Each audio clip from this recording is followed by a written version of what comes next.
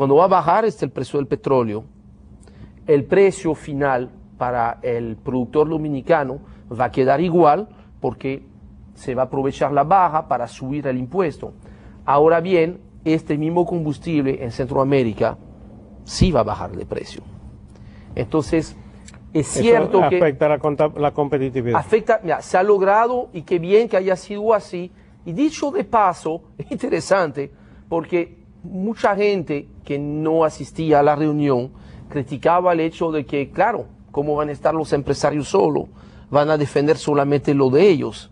Resulta interesante para esos mismos analistas ver que en realidad la medida que se ha tomado, que se ha acordado, realmente va en el solo beneficio del consumidor final, que es el ciudadano de a pie, porque él sí se va, por lo menos no se va a perjudicar por la indexación, porque no va a pagar más caro el combustible. Ahora sí se va a perjudicar el empresario dominicano en comparación con el empresario centroamericano, que sí va a tener una baja en el precio del combustible, y no será el caso, pero por lo menos vamos a decir que se apoyó conseguir una forma, menos mal, siempre y cuando nuevamente no se dispara el precio del petróleo, pero esto nadie lo puede decretar, nadie lo puede prever y cualquier cosa puede pasar. Aquí hay dos elementos, Enrique, yo creo que es importante que nosotros lo mencionemos en esta oportunidad. Lo primero, el precio del petróleo en el futuro va a depender de cómo ande la economía internacional. Es cierto. Si la economía te da o te sigue dando señales de recuperación, esto significa que el precio del petróleo va a subir. Y en esa medida, eso te va a limitar la posibilidad de tú hacer la indexación sin afectar los precios, porque tú vas a tener entonces que reflejar ese aumento de precio en el precio final de los derivados. Entonces no va a tener el margen necesario para tú poder hacer ese nivel de indexación. Lo segundo es que como la ley no se ha estado aplicando como debe ser, un aumento del precio del petróleo no está favoreciendo al gobierno en términos impositivos, porque como tú no está, la ley está prevista para que si sube el precio del petróleo tú tengas más recaudación como Estado por el impacto que tiene su precio en los derivados. Pero como no se está aplicando la ley, sino de manera discrecional, entonces tú no vas como gobierno, no te vas a poder favorecer en términos impositivos de ese aumento de precio en el mercado internacional. Y entonces ahí tú tienes un efecto que no le va bien al gobierno, le afecta al gobierno en términos de lo que es la meta recaudatoria del Estado. Entonces, ese es un tema que lo que nos trae a nosotros es el referente de por qué o de los inconvenientes que se generan en una ley como esta que fue creada para esos fines y ahora no se puede aplicar de esa forma porque ya tendría entonces un impacto muy fuerte en los precios de estos productos en el mercado nacional y entonces te generaría probablemente un efecto inflacionario. Tú sabes que hay otro punto ahí para terminar sobre la temática de la indexación que yo no me había percatado que realmente este mecanismo de compensar baja del precio por indexación del combustible, que si bien no afecta al consumidor, no va a impedir algo que sí hemos advertido, que solamente se pudiese eliminar, al eliminar realmente la indexación, depende de que baje el precio, es la gasificación del parque vehicular. Porque nuevamente vamos a asumir que bajan los precios de los combustibles. Como se va a ajustar el impuesto para compensar esta baja del precio del combustible a lo que es gasolina y gasol principalmente, ¿qué va a pasar en el caso del GLP? El GLP se mueve más o menos a nivel internacional como los demás combustibles.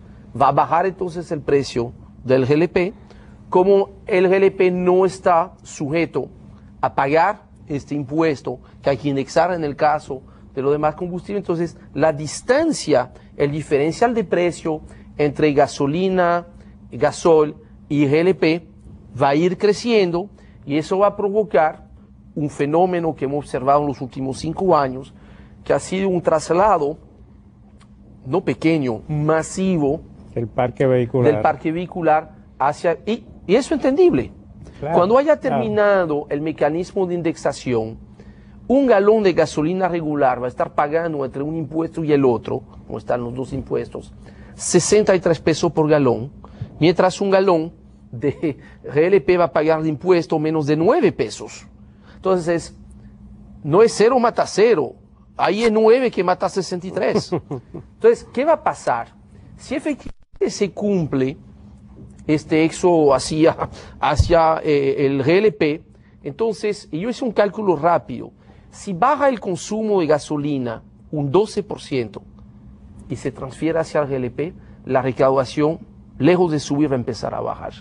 Y yo creo que eso es un tema que la medida correcta que se ha tomado de modificar un poquito el tema de la indexación no está impidiendo esta transferencia hacia el GLP. Y yo creo que es algo que hay que estudiar, porque este fenómeno no es algo nuevo, no estamos anunciando una posibilidad, sino algo que ha ido pasando en los últimos 5 años. Gradualmente, pero de una manera consistente se ha venido produciendo ese fenómeno. Sí, el consumo de GLP en el país son unos más de 400 millones de galones, mientras el consumo de gasolinas premium y regular son 250 millones de galones. Pero por ese lado, entonces, los sindicatos y los transportistas no tendrán ningún argumento para ir subiendo precios basándose en indexación, porque ellos no están afectados por esa medida, o sea que ahí no tienen el argumento, y esto da la posibilidad de mayor estabilidad y de menos situaciones conflictivas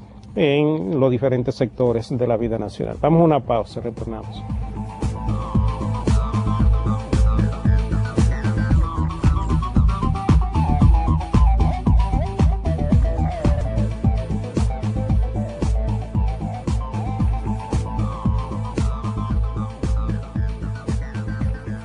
Bien, amigos, estamos muy complacidos de poder continuar este conversatorio con ustedes.